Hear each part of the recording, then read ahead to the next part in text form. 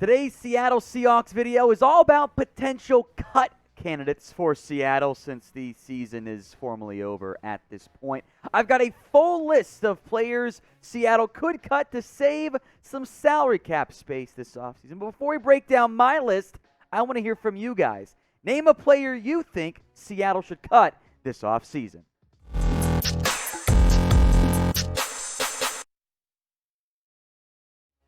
You're watching Seattle Seahawks Today. I am Tom Downey here with, as promised, a breakdown of a bunch of different cut candidates for Seattle. 6 in asterisks, or in quotes, and you'll see why. In total, we'll go offense to defense here. In offense, we begin with Chris Carson, the running back. Sucks. I'm sorry. This has nothing to do with Chris Carson, the talent or the person, but the best ability is availability. And I don't trust Chris Carson to stay healthy anymore. He missed the majority of this season with a neck injury. He's constantly missed a game or 4 games here or there. It's always been something. And oh, by the way, Rashad Penny might not be a bust after all, the way he's played in recent weeks. The cap savings, oh so important here. I'll spend some time. That's kind of complicated, right? Seattle would save $3.45 million with a release at any point in the offseason. Now, you can designate a player as a post-June 1st cut. That would save $4.93 million. Now, I'll make note, Carson's 2-year deal, of which he is now entering year 2, is a 3-year deal on the books that auto-voids 5 days after the Super Bowl. Now, Seattle could cut him before that and allow that extra money to roll into the future year. Of course, you couldn't spend that salary cap space until after June 1st, so it's complicated there. I will make note, to my knowledge, there are no injury guarantees left on Carson's deal, so even though his neck is still messed up and he underwent surgery for it and wouldn't pass a physical in time, I do think you'd still save the $3.45 by cutting him at some point this offseason. When he's been out there, Carson's a good football player. His contract wasn't that expensive, but the money, you paid him, the injury, just adds up a lot. He missed time with a hip issue, right? 2018, 2019, 3 games combined. 2020 had that foot problem. Got some decent guarantees on this deal with the hope that he was going to stay healthy and be that lead back for Seattle. And now he's barely played this year. And necks worry me, because necks don't often get better. When you go for a neck surgery at his age, his position, I don't like that very much.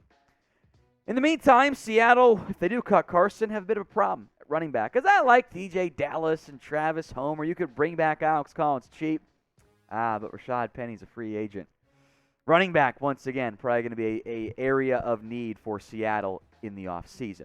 At the top of today's show, I asked you guys to name a player the Seahawks should cut. I'm asking you again to do it if you haven't already. This is the pinned comment on today's video. So if that ad break starts to play here on YouTube, head down there and drop a name you want to see Seattle cut in the offseason. Next up is Nick Bellore, who I like. I have a plan here before you get mad at me.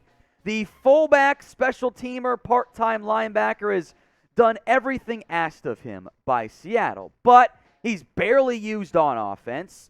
The special teams value is certainly there, but you could save $2.15 million if you cut him. Now, there's no post-June 1st stuff going on here because that's not how the contract works. That he's in the last year of his deal. Hasn't done anything on offense. Special teams value matters. Depth at linebacker, I guess, matters too. But how much is Nick Bellore worth on the open market? I don't see him getting $2 million as a true free agent. So cut him and then bring him back. Save a little bit of money and still keep your fullback. Now, you could do that now, or maybe like they always seem to end up doing, right around cut time, roster cut down time. But I don't see the need to pay Bellore $2 million when you're probably going to have to make some big-time moves in the offseason, especially if you want to pay Quandre Diggs. Got to have that money available. Now, I'm going to save you guys some money here with one of the best deals that is back on Fanatics. The T-shirt hat combo, 50% off. This deal isn't often available, but it is an incredible one. It almost always sells out ASAP every time we tell you guys about it. It is back on Fanatics. Chatsports.com/12combo. That t-shirt and that hat, 50% off. It is an incredible deal. Doesn't last very long, so check the comments section and the description as well. I'll put that link in there for you guys. So all I got to do is click, shop, pick your size, and get that deal today. Chatsports.com/12combo. All right, next up is Gabe Jackson, the offensive guard, who, look, I like the pickup. I'm not even sure the team would end up cutting Gabe Jackson with the way he's played this year. Hasn't been great at this point. So for Jackson, $3 million in savings if they cut him right now. And now it's $6 million post June 1st. Overall, he's been okay this year. These are his PFF grades. I will make note, only 2 sacks allowed. He has allowed a massive amount of pressures, a volume of which you kind of go, that's a bit of a red flag. That many pressures as he continues to age is likely going to continue to be a problem for the team as they continue to try to move forward. So he's out to the top 50 among guards, not including snaps. Well, if we do the minimum snap count of 20% or whatever it ends up being, at that point he kind of jumps back into that top 50. But he hasn't been the greatest guard this year. Serviceable, but got a $9 million cap hit this upcoming season. 9.5 the year after that. It's a lot of money. Maybe you try to adjust that contract. Maybe you try to get him to take a pay cut. Probably a bit unlikely there. Only $3 million in savings if you cut him at right now, or after the season ends. $6 million to make him post June 1st.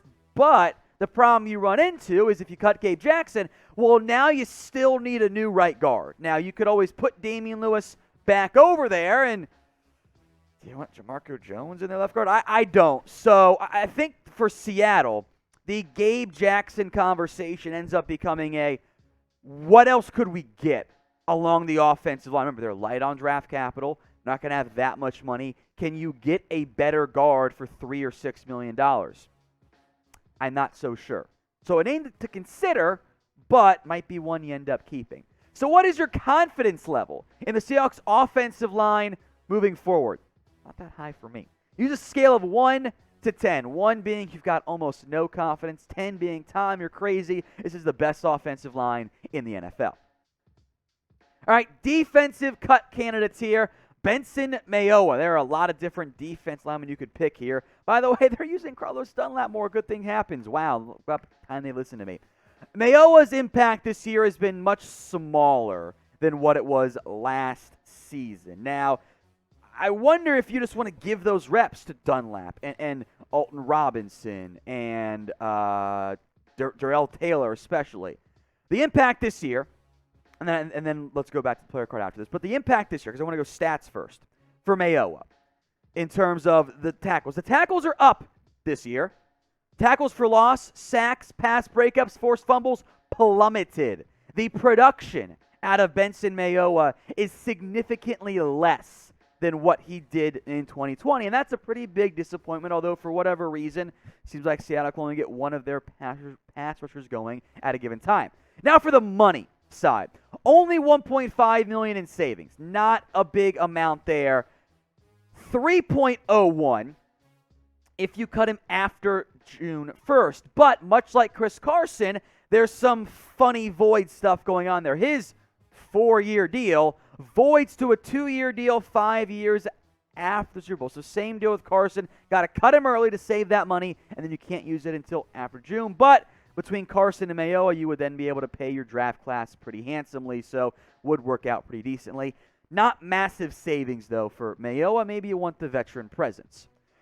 Now, whatever happens this offseason, the good, the bad, the Russell Wilson trade stuff that is going to be back as well, we're going to keep you guys covered with videos almost every single day. So hit that big red button and subscribe right now here at Seattle Seahawks Today. Time for, I think, one of the more obvious names on this list, LJ Collier, who, let's call it what it is, folks. He's a bust. Now, I will say I said that about Rashad Penny entering this year, and he might be proving me wrong, but Granted, many of you guys were also on a similar boat there. LJ Collier can't get up on the field. Like, he's not playing. His defensive snap counts have jumped up the past couple of weeks, which I think is a good thing for Collier, but he's not really doing very much with them. He's got a handful of hurries in the past 4 games. Not a very good percentage there. His career impact, this is not first-round production. This is like, if that is your first-round pick's first season, you're still probably like, it's not what we want. To do it over his entire career, the 3 years, that's bad, guys. He's buried in the depth chart. He saves less than $1 million by cutting him.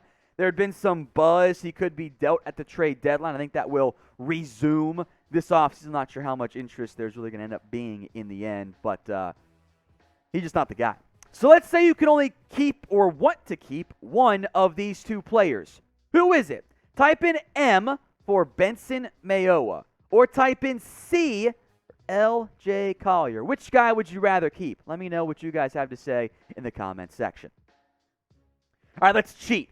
Cut candidates, but a coach this time around. And you can throw in both coordinators as far as I'm concerned. But I wanted to focus in on Shane Waldron because I had pretty high hopes for Waldron entering this season. Like, hey, he could maybe end up being the guy. He could be a good coach for Seattle. But Waldron, the goal of hiring Shane Waldron was to bring him in and make him into make the offense great again, right? And the injuries, I know, are a factor, but the offense hasn't been that good this year. They've been pretty poor, and it's been worse than what it was in 2020. And with uncertainty around Pete Carroll and Russell Wilson, I think that extends then to the offensive coordinator as well. The points per game in 2020 were 8th. The yards were around average. The sacks allowed, not great. That, of course, has not changed this year. But the offense, beyond the sacks allowed, has gotten worse. And it's not just a Russell Wilson injury here, folks. Like, this is bad. This is a bottom-tier offense. You got Russell Wilson out there. And your offense is bottom 10 in the NFL, bottom 5 in some statistics? Yikes. That, at some level, does fall on your coaching staff. So to recap the cut candidates then. Chris Carson, the running back. Nick Bellore, the fullback, special teams linebacker, do-it-all. Gabe Jackson, the high-paid offensive guard. 2 defensive linemen, Benson Mayowa and LJ Collier. And Shane Waldron, the offensive coordinator as well.